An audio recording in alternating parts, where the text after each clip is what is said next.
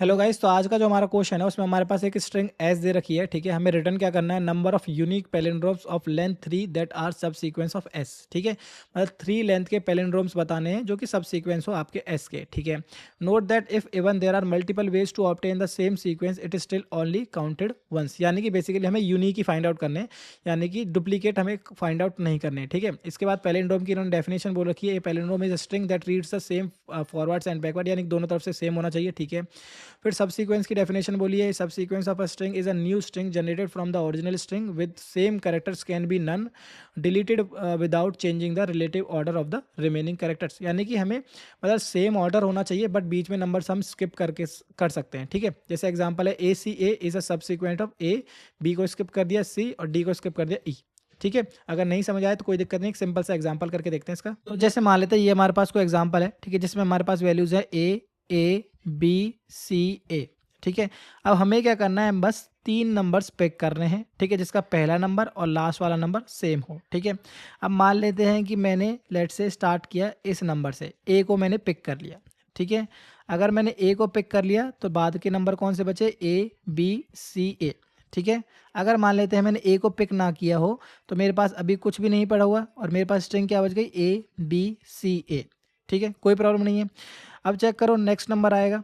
ठीक है, अब मैं इसको पिक करूं या ना करूं, लेट से मैंने इसको पिक कर लिया तो मेरे पास स्ट्रिंग बन गई ए और ना बाद में स्ट्रिंग कौन सी बची, बी सी ए। ठीक है, अगर मैंने इस ए को पिक ना किया होता तो मेरे पास स्ट्रिंग होती ए और एज इट इज़ जो स्ट्रिंग है B C A as it is मुझे यहाँ पर डालनी है। ठीक है, अब मान लेते हैं मैंने इस बी को पिक कर लिया, दो ऑप्शन है ना, पिक करूँ या ना करूँ। अगर मैंने इसको पिक किया ए बी, ठीक है, तो पहली बात तो मेरे पास यहीं पर ब्रेकिंग कंडीशन आ जाएगी क्योंकि मेरे पास लेंथ 3 हो गई तो यहाँ से मुझे रुक जाना है। ठीक है, बट चेक करो कि रिजल्ट की जो वैल्यू है यानी कि जितना हमारे पास काउंट है वो हमें बढ़ाना है कि नहीं। आपने कहा पैलिंड्रोम है, आपने कहा ए है और लास्ट में बी है, तो इसका मतलब ये पैलिंड्रोम नहीं है, तो इसका मतलब हमारा रिजल्ट जो है अभी भी 0 ही रहेगा। ठीक है, अब मान लेते हैं मैंने इसको बी को पिक ना किया होता तो मेरे पास इनपुट क्या बनता, ए और स्ट्रिंग कौन सी होती मेरे पास, सी ए।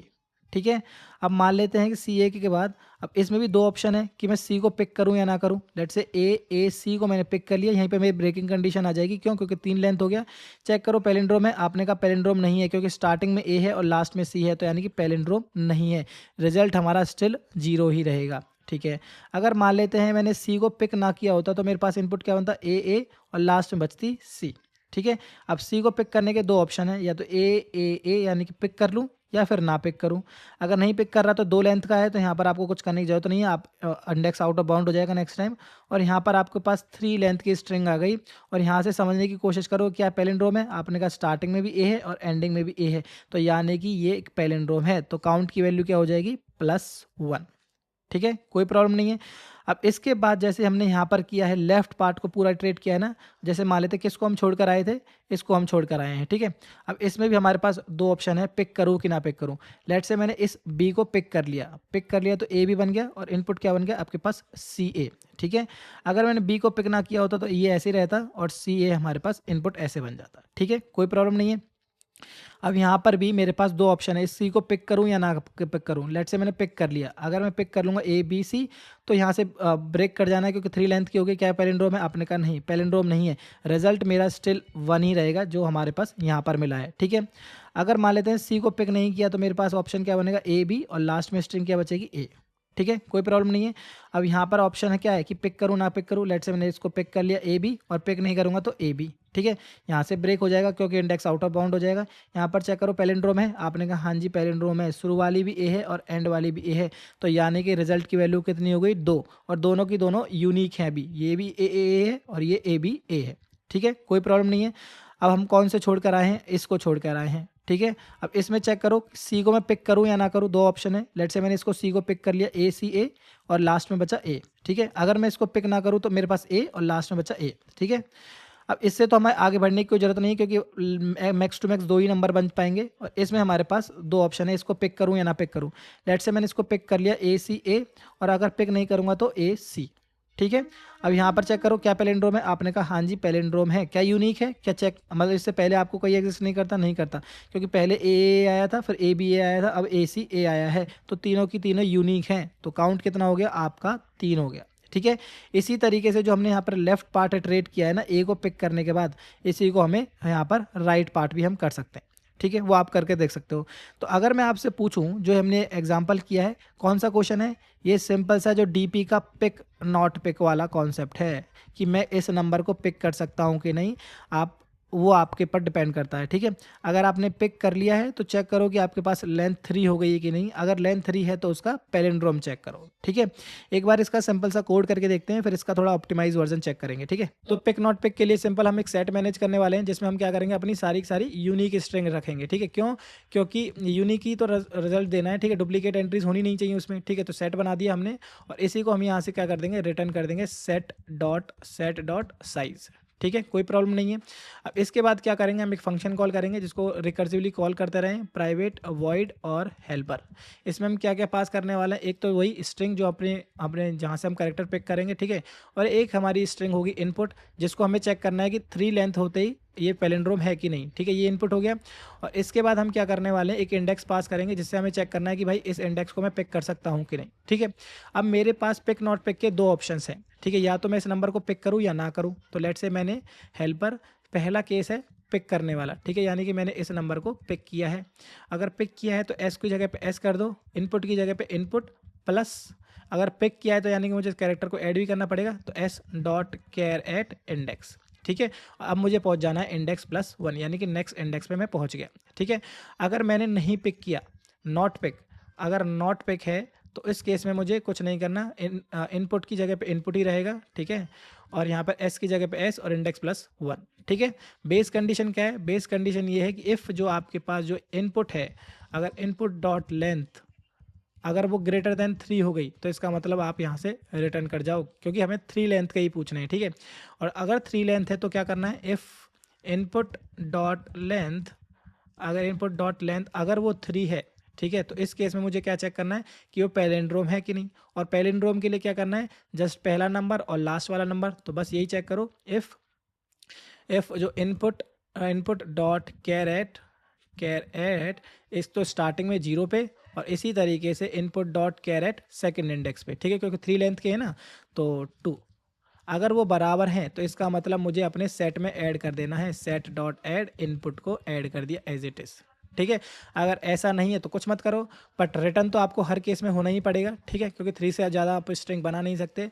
और लास्ट में एक और बेस्ड कंडीशन क्या हो जाएगी, अगर मैं एरे को एक्सीड ही कर गया तो, ठीक है, तो बस मुझे ये करना है, इफ इंडेक्स अगर वो बराबर है किसके, एस डॉट स्ट्रिंग है ना, एस डॉट लेंथ अगर है, तो उस केस में भी आप रिटर्न कर जाओ। ठीक है, कोई प्रॉब्लम नहीं है। अब इस हेल्पर फंक्शन को यहाँ से एक बार और कॉल करा दो। हेल्पर एस की जगह पे एस चला जाएगा, इनपुट की जगह पे एम्प्टी स्ट्रिंग है शुरुआत में, और स्टार्टिंग आप 0 इंडेक्स से करोगे तो वो एज इट इज़ कॉल कर दिया। ठीक है, कोई प्रॉब्लम नहीं है। जो मेन लॉजिक है यहाँ पर पिक नॉट पिक करने वाला है, और कब आप इस सेट में ऐड करोगे। ठीक है, तो रन तो ये हो गया। अब इसको एक बार सबमिट करके देख लो। तो देखो यहाँ पर हम क्या कर रहे हैं ना, सारे के सारे सीक्वेंसेस निकाल रहे हैं। ठीक है, तो बहुत इनएफिशिएंट हमारा सॉल्यूशन है। ठीक है, तो अभी देखोगे तो मे बी टीएलई आ गया। ठीक है, तो टीएलई आने का ऑब्वियस सा रीज़न है कि हम बहुत सारे मतलब कैलकुलेशन कर रहे हैं जो कि रिक्वायर्ड नहीं है। ठीक है, अब इसका थोड़ा सा ऑप्टिमाइज वर्जन चेक करके देखते हैं। तो पिक नॉट पिक से आंसर आ तो रहा है, ठीक है, बट वो क्या हो रहा है, टाइम लिमिट एक्सीड आ रहा है। ठीक है, आंसर गलत नहीं है, ठीक है, बट उसको हमें थोड़ा सा ऑप्टिमाइज करना पड़ेगा। ठीक है, जैसे मान लेते हैं सेम ही एग्जाम्पल है हमारे पास, ए बी सी ए। ठीक है, अब यहाँ से समझने की कोशिश करो, मेरे पास क्या है, 3 लेंथ का चूज़ करना है, यानी कि स्टार्टिंग वाला नंबर सेम होना चाहिए और एंडिंग वाला नंबर सेम होना चाहिए, और बीच में कुछ भी हो मुझे उससे कुछ लेना देना नहीं है। ठीक है, अगर आपसे कहूँ कि जैसे ये मान लेते ए है, ठीक है, और ये लास्ट वाला ए है, यानी कि किसी तरीके से मुझे 2 नंबर मिल जाएँ। ठीक है, जैसे मान लेते ये ए और ये एंड वाला ए, तो यानी कि इसका जैसे इंडेक्स का मैनेज करूँ 0 1 2 3 4। ठीक है, तो एक हमारे पास ए का जो इंडेक्स है वो एक 0 है, और ए का एक इंडेक्स जो है 4 है। ठीक है, तो अगर मैं आपसे पूछूं बीच में कितने नंबर्स हैं, यूनिक नंबर बताना। यूनिक नंबर इसके बीच में 3 है। कितने? 3। तो कितने सब सीक्वेंसेस हो सकते हैं? आपने कहा 3 सीक्वेंसेस हो सकते हैं। आपने कहा ए बी ए और ए सी ए, यानी कि आंसर अब ये क्या करेगा, आंसर में 3 का इंक्लूड करेगा। क्यों? क्योंकि इसके बीच में कितने नंबर्स हैं यूनिक? 3 नंबर्स यूनिक हैं। ठीक है, इसी तरीके से जैसे आपने ए वाले चेक किए, मैं चेक करने वाला हूँ बी से, यानी कि स्टार्टिंग में भी बी हो और एंडिंग में भी बी हो। ठीक है, तो आपने कहा एक ही बी है तो उस केस में तो आंसर आने का नहीं है। ठीक है, दूसरा चेक करो सी सी से बात बनेगी, यानी कि स्टार्टिंग में भी सी हो और एंडिंग में भी सी हो। क्या पॉसिबल है? आपने कहा सिंपल एक ही सी है, तो इसका मतलब आंसर इसमें सिर्फ और सिर्फ 3 ही आने वाला है। ठीक है, कोई प्रॉब्लम नहीं है। ठीक है, इसी तरीके से जैसे मान लेते हैं एक और एग्जांपल करके देखते हैं। ठीक है, हमारे पास एक और स्ट्रिंग है ए, और ए लेट से बी सी, और let say A B C and A and A, और लेट से बी भी मान लेते हैं। ठीक है, कोई प्रॉब्लम नहीं है, और लेट से मान लेते हैं लास्ट में सी भी मान लिया। ठीक है, तो अब मैं कहने वाला हूँ सब सिर्फ और सिर्फ चेक करो जिसके स्टार्टिंग में भी ए हो और एंडिंग में भी ए हो। तो आपने बोला ये ए है। ठीक है, इंडेक्सेस लिख दो 0 1 2 3 4 5 6 7। तो ए का जो स्टार्टिंग इंडेक्स है वो कितना है? आपने कहा 0 है। ए का जो एंडिंग इंडेक्स है वो कौन सा है? 6 है। ए का जो एंडिंग इंडेक्स है वो 6 है। ठीक है, तो इनके बीच में आप चेक करो कितने यूनिक नंबर्स हैं। एक बी है, एक सी है, ए है, बी है। तो यूनिक कितने हो गए? आपने कहा सिर्फ और सिर्फ यूनिक ए और बी ही हैं। ठीक है, क्योंकि ये सॉरी सी भी है। ठीक है, क्योंकि ये डुप्लीकेट है, एक बार यहाँ से हट जाएगा। ये बी डुप्लीकेट है तो एक बार यहाँ से हट जाएगा। तो कितने नंबर्स यूनिक है? सिर्फ 3 नंबर्स यूनिक हैं। तो इनके बीच में कौन कौन से नंबर्स बन सकते हैं? ए और ए के बीच में एक बी आ सकता है, ए और ए के बीच में एक ए आ सकता है, और ए और ए के बीच में सी आ सकता है। ठीक है, तो ए से हम कितने नंबर बना पा रहे हैं? 3। ठीक है, कोई प्रॉब्लम नहीं है। अब मैं आपसे कह रहा हूँ वो नंबर ला के दो जिसके एंड में भी बी हो और लास्ट में भी बी हो। ठीक है, तो एंड में भी देखो, एक इसका इंडेक्स देखो इस 1 है, एंड वाला बी देखो कहाँ पर है? 5 है। ठीक है, तो इन 1 और 5 के बीच में चेक करो कितने यूनिक नंबर्स हैं। आपने कहा बीच में नंबर्स हैं सी ए ए। ठीक है, बट यूनिक कितने हैं? सिर्फ और सिर्फ ए और सी।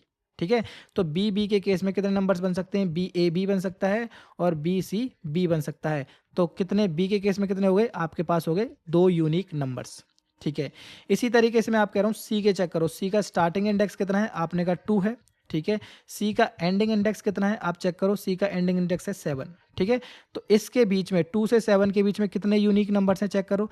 आपके पास नंबर्स हैं ए बी ए। यूनिक कितने हैं? सिर्फ ए और बी यूनिक है।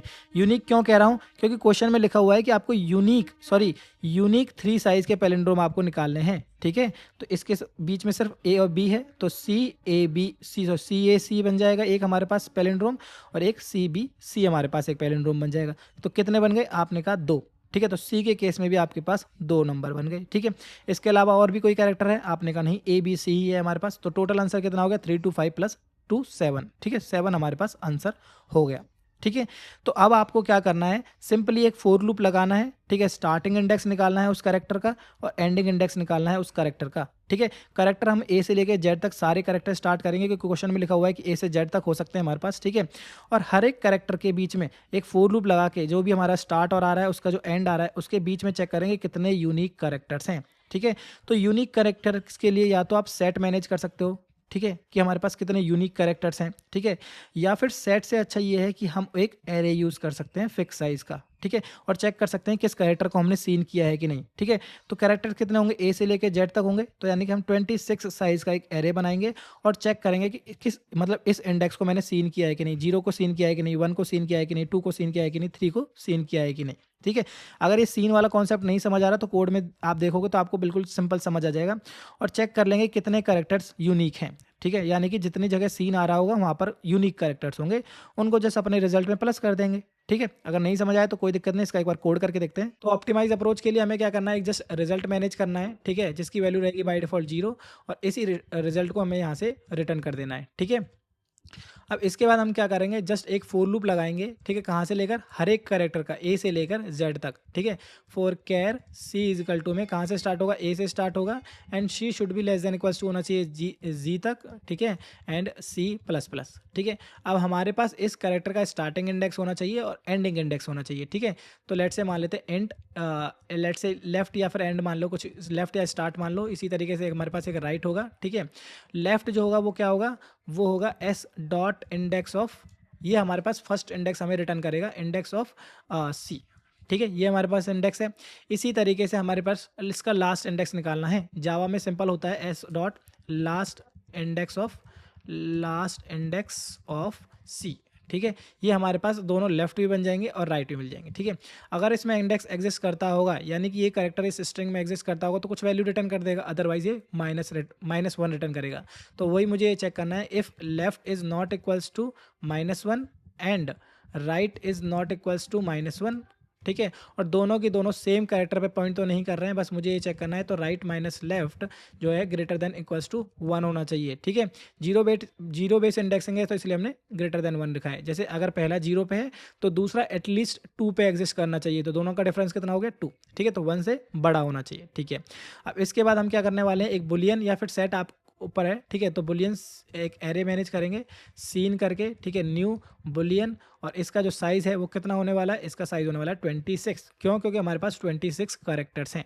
ठीक है, अब क्या करो, जस्ट एक फोर लूप लगा दो। फॉर इंट कहाँ से स्टार्ट होगा, आपका स्टार्ट होगा उनके बीच की वैल्यू निकालनी है ना, तो int I is equal to में होगा इंडेक्स +1 से स्टार्ट होगा और I should be less than होगा राइट।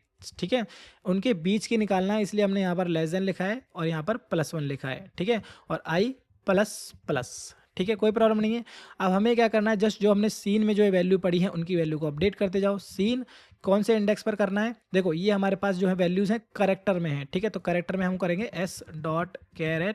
कौन से इंडेक्स पे वैल्यू निकालेंगे, हम आई पे निकालेंगे। ठीक है, और देखो अगर ये यहाँ पर इंटीजर्स चाहिए पर ये क्या करेगा, कैरेक्टर देगा, तो उस केस में हम क्या करेंगे, माइनस कर देंगे उसके आगे ए।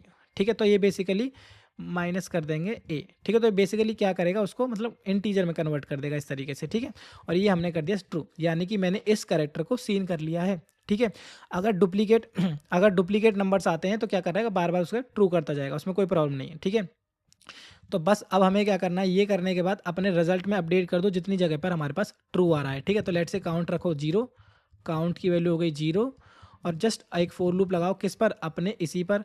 ठीक है, फॉर बुलियन है ना, फॉर बुलियन बी, और किस पे, अपने सीन पर। ठीक है, अगर ये ट्रू है, इफ़ बी है ट्रू यानी कि, तो मुझे क्या करना है, काउंट प्लस इक्वल्स टू 1 कर देना है, और लास्ट में अपने रिजल्ट की वैल्यू को अपडेट कर देना है, result plus equals to count. ठीक है, कोई प्रॉब्लम नहीं है। बस अब इसको एक बार रन करके देख लो। जो मेन काम है ना यहाँ पर चेक करने वाला है कि बीच में आप कहाँ से कहाँ तक फॉर लूप स्टार्ट कर रहे हो। ठीक है, तो एरे इंडेक्स +1 आ गया क्या, सॉरी इंडेक्स नहीं है यहाँ पर, लेफ्ट है, सॉरी। ठीक है, लेफ्ट +1 और राइट, यानी कि दोनों के बीच की वैल्यूज निकाली हमने। ठीक है, c.char@, सॉरी भाई सॉरी, एक और गलती हो गई, s.char@ निकालेंगे। ठीक है, ये छोटी छोटी सी गलती होती रहेंगी, बेसिक सी, उन्हें होने दो। ठीक है, तो रन तो ये हो गया। अब इसको एक बार सबमिट करके देख लो, मेन लॉजिक आपको समझ आना चाहिए। ठीक है, तो सबमिट हो जा भाई, सबमिट भी, तो सबमिट भी हो गया। तो यही थी छोटी सी वीडियो, अगर अच्छी लगी हो तो लाइक वाइक कर लेना, और ज़्यादा अच्छी लगी हो सब्सक्राइब कर लेना। तो मिलते हैं नेक्स्ट वीडियो में, थैंक यू।